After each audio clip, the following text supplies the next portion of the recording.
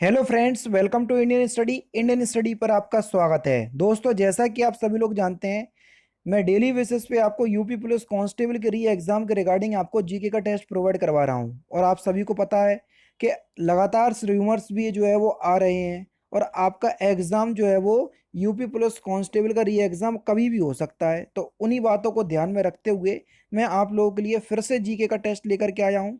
Last तक जरूर देखिएगा। 100 लाइक का टारगेट दे रहा हूँ, तो मेरी आपसे प्लीज़ दोस्तों विनती है कि वीडियो में कुछ भी अच्छा लगे तो वीडियो को लाइक जरूर कर देना। टाइम को ना वेस्ट करते हुए पहले क्वेश्चंस की तरफ बढ़ते हैं कि प्रायद्वीपीय भारत का दक्षिणी छोर कन्याकुमारी कहाँ पर स्थित है, ये आपसे पूछा गया है। प्रायद्वीपीय भारत का दक्षिणी छोर कन्याकुमारी जो है ये भूमध्य रेखा के उत्तर में तथा कर्क रेखा के दक्षिण में स्थित है। तो अब देखो, या तो कर्क रेखा के दक्षिण में आप लगा सकते हैं या भूमध्य रेखा के उत्तर में। तो ऑप्शंस क्या दिया सर? भूमध्य रेखा के उत्तर में, तो बस दूसरा ऑप्शन यहाँ पर आपका बिल्कुल करेक्ट हो जाएगा। वहीं अगर कर्क रेखा की दृष्टि से पूछते तो कर्क रेखा के दक्षिण में लगा देते। ठीक है। नेक्स्ट क्वेश्चंस कि अरावली पर्वत श्रेणी का सबसे ऊंचा शिखर कौन सा है, ये आपको बताना है। अरावली पर्वत श्रेणी का सबसे ऊंचा शिखर कौन सा है? तो आपका जो सही आंसर हो जाएगा वह हो जाएगा आपका गुरु शिखर। तीसरा ऑप्शन करेक्ट। कौन सा है दोस्तों? गुरु शिखर अरावली पर्वत श्रृंखला की सबसे ऊंची चोटी है और गुरु शिखर जो है वो राजस्थान के माउंट आबू पर स्थित है। यह भी याद रखिएगा कि निम्नलिखित में से किस नदी का समागम अरब सागर में होता है, यह आपसे पूछा गया है। किस नदी का समागम अरब सागर में होता है? तो सही आंसर हो जाएगा आपका ताप्ती नदी। पहला ऑप्शन यहाँ पर आपका बिल्कुल करेक्ट। देखो, अरब सागर से ताप्ती हो गई, नर्मदा हो गई, सिंधु हो गई, और साबरमती हो गई। आदि नदी जो है ये सभी की सभी कहाँ पर गिरती हैं? अरब सागर में। समागम का मतलब होता है अब जहाँ पर वो गिरती हैं। ठीक है। तो इस बात को ध्यान रखना कि निम्नलिखित में से कौन सा भारत का सबसे पुराना तेल यानी कि पेट्रोलियम उत्पादक राज्य है, सबसे पुराना? तो सही आंसर हो जाएगा आपका असम। तीसरा ऑप्शन बिल्कुल करेक्ट हो जाएगा। मिस्र में आसवान बांध कौन सी नदी पर स्थित है? बढ़िया क्वेश्चंस पता होना चाहिए। तो मिस्र में जो आसवान बांध है वो किस नदी पर स्थित है? तो वो नील नदी पर स्थित है। पहला ऑप्शन करेक्ट। किस नदी पर? नील नदी पर। भारत की पहली महिला मुख्यमंत्री निम्नलिखित में से किस राज्य की बनी थी, ये आपसे पूछा गया है। तो किस राज्य की बनी थी? उत्तर प्रदेश राज्य की। पहला ऑप्शन यहाँ पर आपका बिल्कुल करेक्ट होगा। समस्त भारतीय नागरिकों को समानता के लिए आश्वस्त कौन करता है? तो कौन करता है? तो सही आंसर हो जाएगा आपका भारत का संविधान। चौथा ऑप्शन यहाँ पर आपका बिल्कुल क्या हो जाएगा सर? करेक्ट हो जाएगा। कौन करता है दोस्तों? भारत का संविधान करता है। और संविधान की प्रस्तावना भी यहीं से स्टार्ट होती है, हम भारत के लोग। नेक्स्ट क्वेश्चन दोस्तों आपके सामने। किसी भी दोषी व्यक्ति को क्षमा, अनुदान या उसकी सजा का निलंबन या परिहार करने की शक्ति किसको प्राप्त है? तो किसी भी दोषी व्यक्ति को क्षमा, अनुदान या उसकी सजा को निलंबन करने का परिहार करने की जो शक्ति है वो किसको प्राप्त है? तो आप सभी को पता होगा, ये राष्ट्रपति को प्राप्त है। आर्टिकल 7(2) यानी कि 7(2) के तहत, अनुच्छेद 72 के तहत राष्ट्रपति जो है वो किसी की सजा को जो है वो कम भी कर सकता या उसको माफ भी कर सकता। नेक्स्ट क्वेश्चंस के निम्नलिखित में से कौन सा केंद्रीय चुनाव आयोग का महत्वपूर्ण कर्तव्य नहीं है? चुनाव आयोग का, और इम्पोर्टेंट है, याद रखिएगा। स्थानीय चुनाव करवाना बस यही गलत है, ये चुनाव आयोग का महत्वपूर्ण कर्तव्य नहीं है।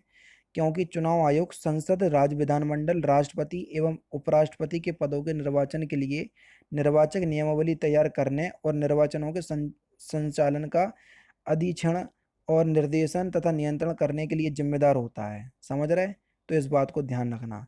जबकि अनुच्छेद 243 में साफ साफ कहा गया है कि पंचायतों तथा नगर पालिकाओं अर्थात स्थायी निकायों के चुनाव पर राज्य निर्वाचन आयोग द्वारा कराए जाएंगे। ठीक है। निम्नलिखित में से कौन सा एक कारक आर्थिक वृद्धि का परिचायक है? तो कौन सा कारक आर्थिक वृद्धि का परिचायक है? वास्तविक प्रति व्यक्ति आय में सुस्थिर वृद्धि। दूसरा ऑप्शन करेक्ट। क्षेत्रीय ग्रामीण बैंक में केंद्र सरकार की हिस्सेदारी कितने प्रतिशत होती है, ये आपसे पूछा गया है। तो क्षेत्रीय ग्रामीण बैंक में केंद्र की जो हिस्सेदारी होती है वो होती है 50%। केंद्र सरकार की होती है 50%, व्यापारिक बैंक में होती है 35% और राज्य सरकार की होती है 15%। समझ गए।